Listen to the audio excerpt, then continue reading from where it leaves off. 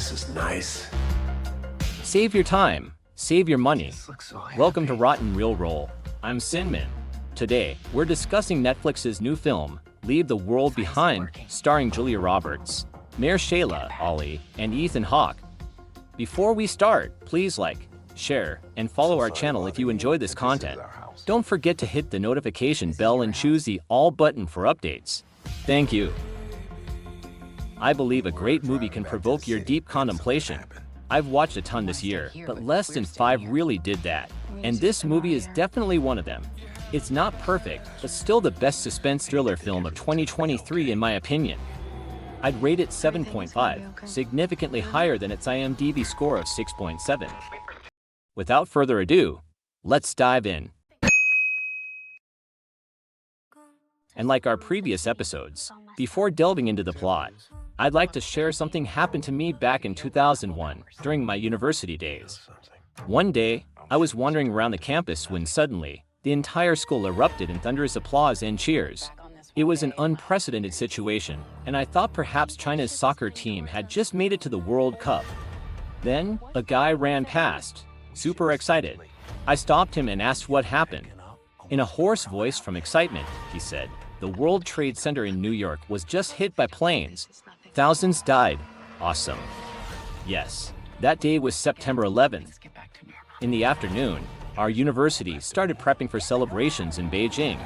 We were told to join in but avoid talking to foreign media. Didn't want to give imperialist America an official anti-American pretext. That night, my 7 roommates and I were discussing the whole thing. In this vibe of celebration, one guy suddenly asked, "Why you guys hate America so much? Even if you believe America is evil, aren't ordinary Americans innocent?" Subsequently, that guy faced a barrage of criticism, accused of being a traitor and speaking in favor of Americans. One of the roommates, while berating him, said, "The United States has been evil since its founding. It's the cancer of the world. A humanitarian stance should not include them. Even if they all died, it's just retribution. Do you know many Americans themselves believe that the US is an evil colonialist?" That guy insisted, advocating for separating the evil America from ordinary people. Ended up getting beaten up by others. Even had a hot water bottle smashed on his head. His laptop got wrecked too. That night, I kept pondering, why, in a top-ranking Chinese university like ours, were students still holding such extreme and hate-filled views? For years after that, I remembered the words. Many young Americans themselves believe that the US is an evil colonialist. I thought it was just a lie, like countless other propaganda pieces from CCP. But when I moved to North America, I realized it wasn't all lies.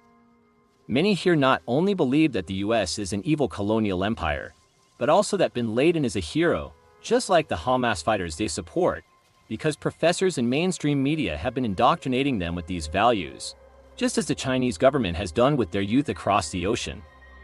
This is a reflection of the division in America, and it's also the theme of this film. Now, let's get back to the movie. Amanda and Clay are an ordinary couple who plan a weekend getaway with their children, Archie and Rosie, to a fancy vacation home. However, things take a weird turn fast. First, a massive oil tanker loses control and crashes into the beach, causing chaos. Later, a stranger named GH and his daughter Ruth visit late at night. GH claims to be the owner of the villa and informs them of a large-scale blackout in the city, requesting to stay overnight. But that's just the start. The whole country experiences an internet outage, and the news hints at a major emergency in the US. While trying to figure out what's going on, Clay and GH stumble upon plane wrecks and Arabic-like flyers raining from the sky, signaling a crisis bigger than they imagined. They try to leave but find the highways clogged with empty cars, forcing them to return. Inside the villa, Archie inexplicably loses all his teeth after an assault of noises, and there are deer and flamingos everywhere, adding to the spooky vibes. Amanda remembers a guy at the supermarket stocking up big time and suspects he knows something. Clay and GH seek out him and discover something shocking. Meanwhile, Amanda and Ruth witness nuclear bombs falling one after another in New York City. Now, about the film's reception. It's a mixed bag. Some critics pointing out parts that don't seem logical or scientifically sound. They're puzzled by things like GH and his daughter's mysterious vibe and why animals are acting up. Some even wonder about the significance of the Spanish-speaking woman by the roadside and who exactly the invaders might be. Iran, Russia, North Korea, or China. These concerns may stem from a misunderstanding, as some viewers have approached this film as a conventional thriller. However, the film is more of a political allegory about America's split. From the very beginning, the director subtly conveys this message through various means, like the initial crack in the wall. At first, it might seem symbolic of their marriage, but later becomes apparent that it symbolizes America.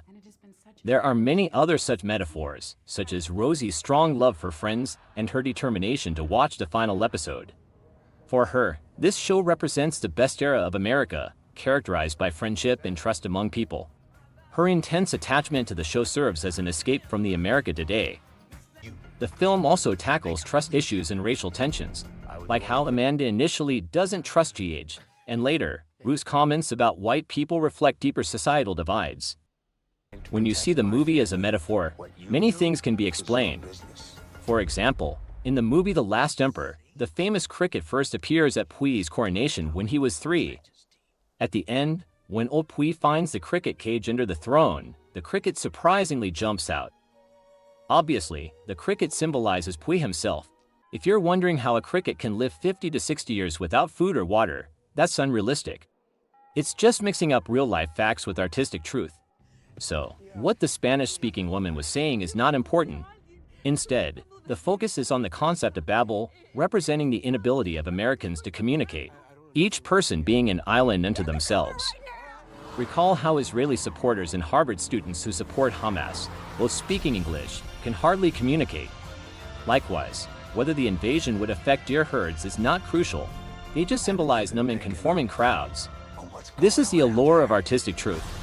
When you filter out the minutiae and reflect on the feelings the film conveys, you'll find that it resonates closely with reality. Archie, the son in the film, is so impressive. Aside from games and women's bodies, he remains disinterested in everything round, unbothered by plane crashes, America's invasion, or even his own sister.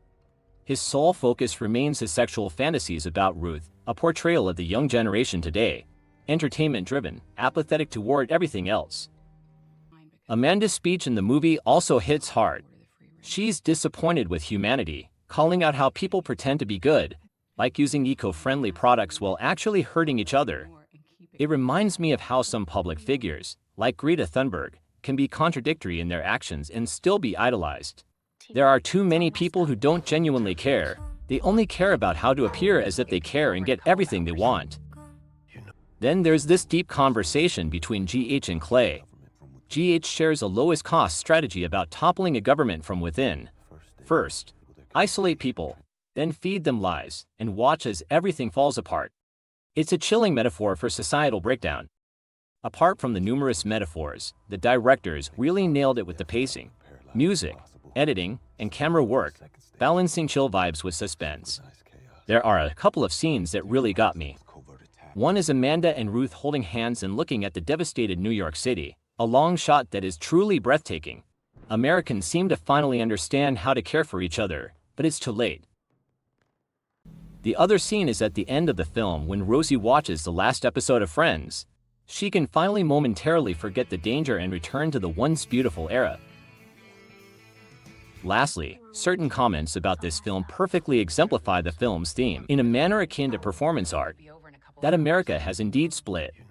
These comments assert that the film is merely Hollywood scaremongering, a concoction of non-existent external threats, directing blame towards so-called enemy nations. I'm not knowledgeable about Russia, Iran, North Korea, or their languages, but based on my understanding of China, if given the opportunity to attack the United States as shown in the film, and if able to avoid retaliation, Xi Jinping would not hesitate for a single second.